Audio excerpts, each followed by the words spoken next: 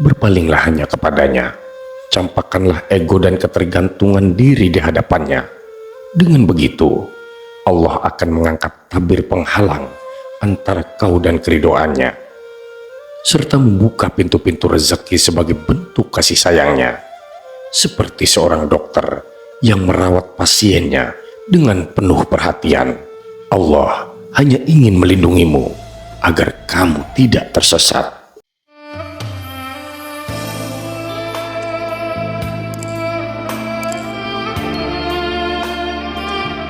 Assalamualaikum warahmatullahi wabarakatuh. Sahabat Tahura, jika video ini lewat di berandamu berarti ini adalah petunjuk dari Allah untukmu. Setidaknya, luangkanlah waktu sejenak untuk menulis sholawat kepada Rasulullah di kolom komentar sebagai tanda bukti akan kecintaan kita kepada Nabi Muhammad SAW. Semoga di akhirat nanti kita mendapatkan syafaat dari beliau. Amin ya rabbal alamin. Sahabat, Sultanul Aulia Syekh Abdul Qadir Al-Jailani menuturkan sebuah nasihat indah dalam kitab Futhul Ghaib, Risalah ke-14, 15, dan 16. Panduan menuju kehidupan akhirat, menjadi hamba Allah, bukan hamba nafsu. Beliau menuturkan, wahai hamba nafsu, janganlah engkau mengklaim kedudukan mulia yang seharusnya dimiliki oleh para rabbani. Engkau hanyalah seorang pemuja nafsu, sementara mereka adalah penyembah Allah yang sejati. Cita-citamu tak lain adalah dunia, sedangkan mereka mendambakan akhirat. Matamu terpaku pada gemerlap dunia, namun mata mereka menembus hingga melihat Tuhan semesta alam, Sang Penguasa bumi dan langit. Engkau jatuh cinta pada ciptaan, sedangkan mereka mencintai Sang Pencipta.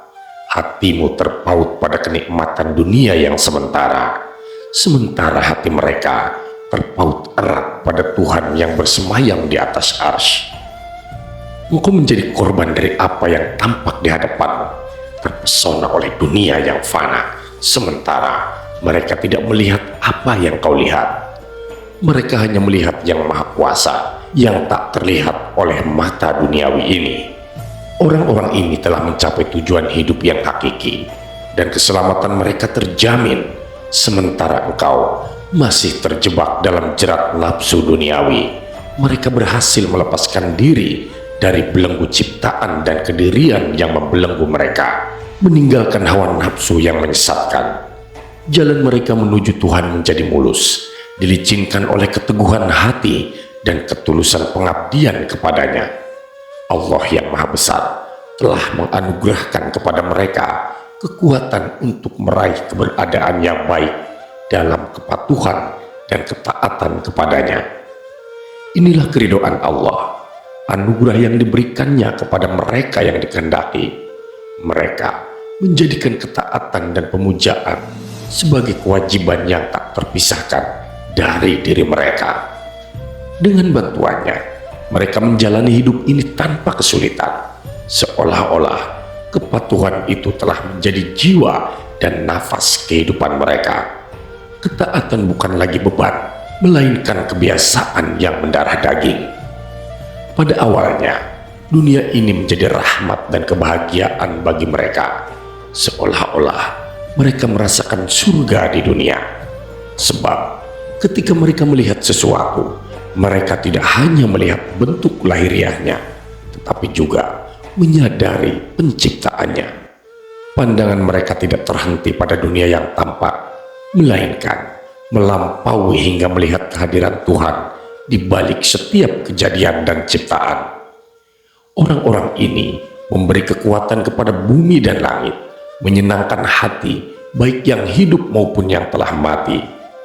Tuhan mereka telah menjadikan mereka sebagai pilar-pilar kokoh yang menopang bumi ini, bagaikan gunung-gunung yang tegak berdiri, tak tergoyahkan oleh badai dunia. Mereka adalah yang terbaik di antara segala ciptaan, manusia-manusia pilihan yang ditebarkannya di muka bumi ini.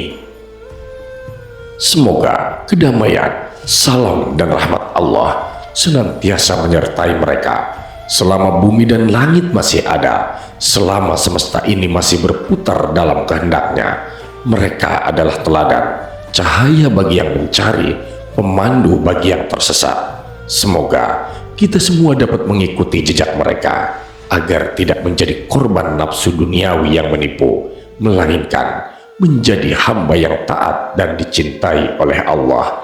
Amin ya rabbal alamin. Sahabat Taura, Sultanul Aulia Syekh Abdul Qadir kembali menuturkan dalam Futuhul Ghaib Risalah ke-15.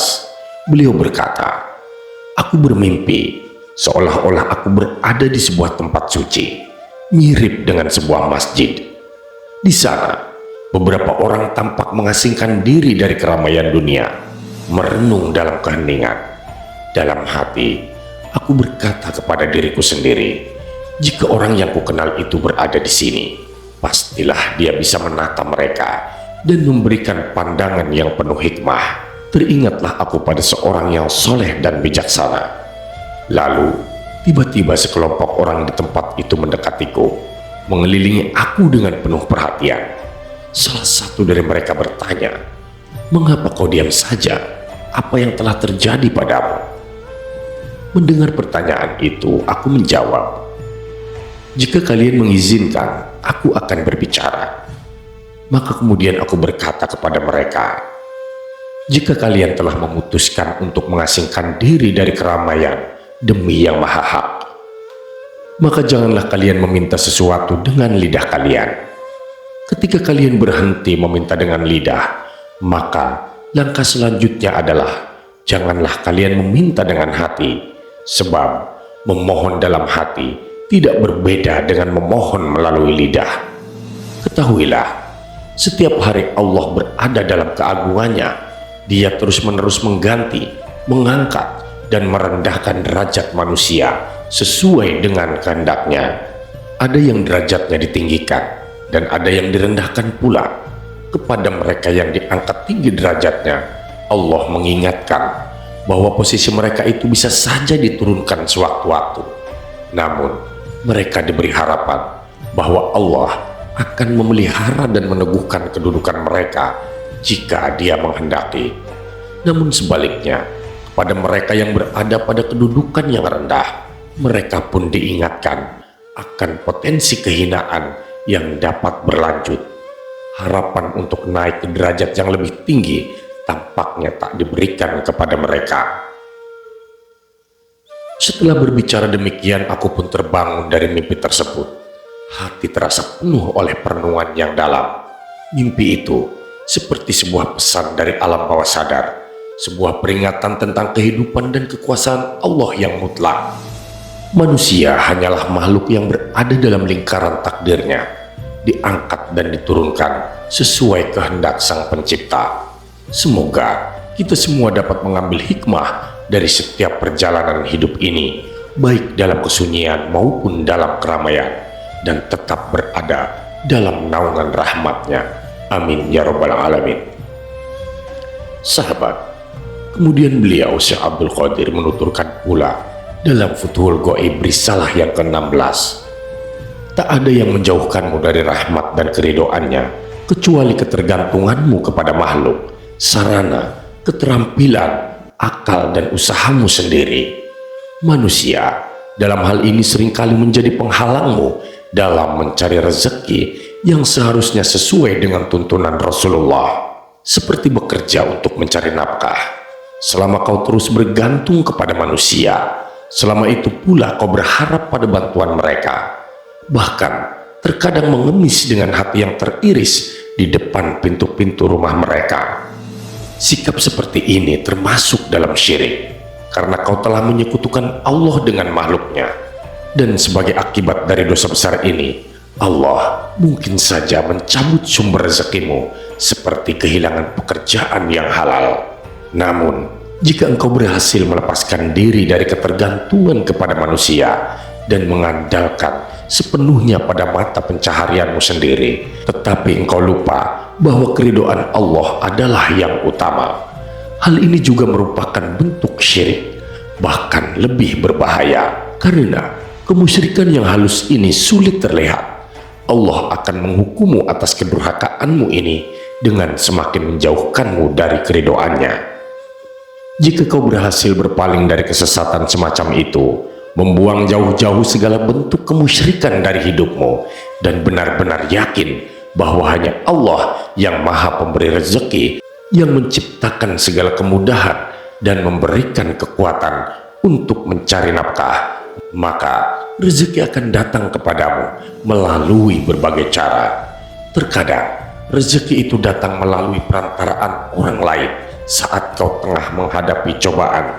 Terkadang juga rezeki itu datang sebagai upah dari pekerjaanmu, dan kadang rezeki itu tiba melalui keridoannya tanpa kau melihat sebab dan perantaranya.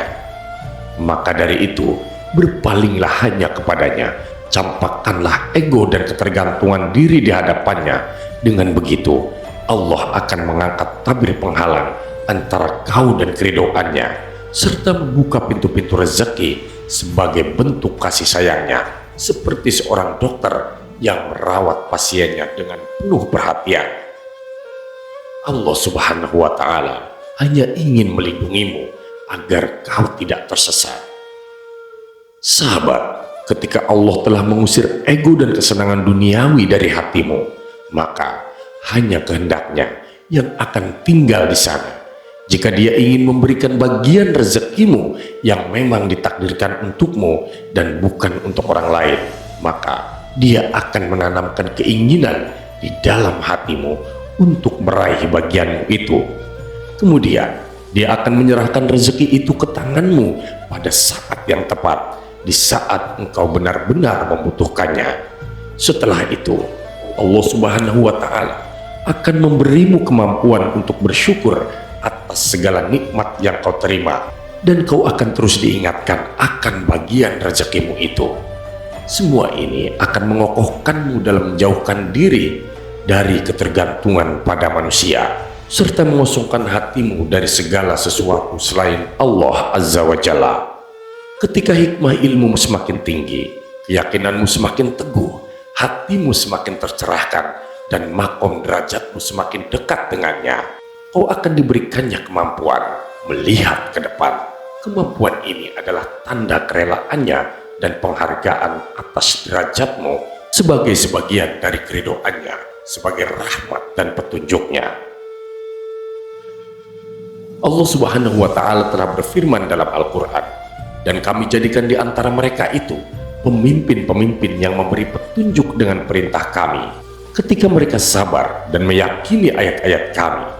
Quran Surat As-Sajdah ayat 23-24. Dan orang-orang yang berjihad demi kami, sungguh akan kami tunjukkan kepada mereka jalan-jalan kami. Quran Surat Al-Ankabut ayat 69. Takutlah kepada Allah, maka Dia akan mengajarimu dan memberimu kemampuan untuk mengawasi semesta alam dengan izinnya yang jelas, tanpa kegelapan sedikit pun.